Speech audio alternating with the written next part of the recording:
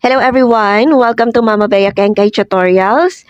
Para sa mga wala pang national ID, hindi pa dumadating yung national ID nila, pwede po tayong mag-download ng kopya ng national ID natin online. By the way, para lang po ito sa mga nag-register na sa national ID. Kung hindi ka pa registered, wala ka pang makukuhang kopya dito. So kung matagal ka nang nag-register pero hindi pa dumadating yung national ID mo, baka kasi digital ID yung available para sa'yo. Kung paano ba ito?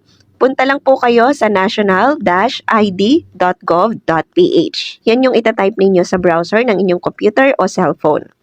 Kapag ang gamit nyo ay cellphone, ganito po ang itsura. So, dito sa consent, click mo lang ang proceed. Tapos ilalagay mo dito ang iyong first name, middle name, sa suffix, NA kung wala kang junior, senior sa pangalan mo. Tapos, birthday mo, at saka ang national ID card number. Yung national ID card number, pwede pong hindi po yan lagyan ng number kung wala pa namang dumadating sa yung national ID card. So, optional lang po yan. Pero kung may national ID ka na at gusto mong makita yung digital copy ng iyong national ID, ito na lang po ang i-click ninyo, itong Buy National ID QR. Tapos, iscan ninyo ang QR code na nasa national ID ninyo. Pero sa mga wala pa namang national ID, so dito sa Buy Personal Info ang inyong i-click. Kung wala po kayong middle name, no middle name, ito, i-click niyo yung no middle name na ito. Pag nailagay na lahat ng details, click Continue.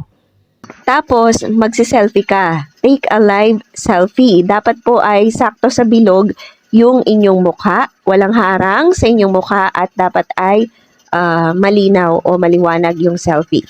I-verify nila yung selfie mo. Kapag walang naging problema sa selfie mo at sa mga details mo, congratulations ang lalabas. Pwede mo nang i-click itong View National ID.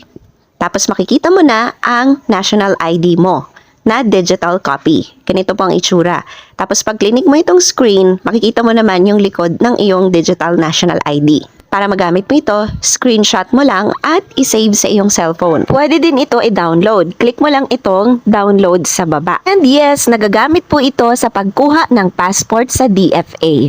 Valid po ito sa lahat ng uri ng transaksyon habang hinihintay po natin na dumating ang ating national ID card. Kapag nag-error o hindi na-verify ang iyong information o ang iyong identity, hindi mo makikita ang iyong digital national ID. Ibig sabihin, may problema sa iyong mga personal details o kaya hindi pa ready ang iyong digital national ID. Kung naging useful sa inyo ang video na ito, please like, comment, and subscribe. Thank you for watching and stay safe.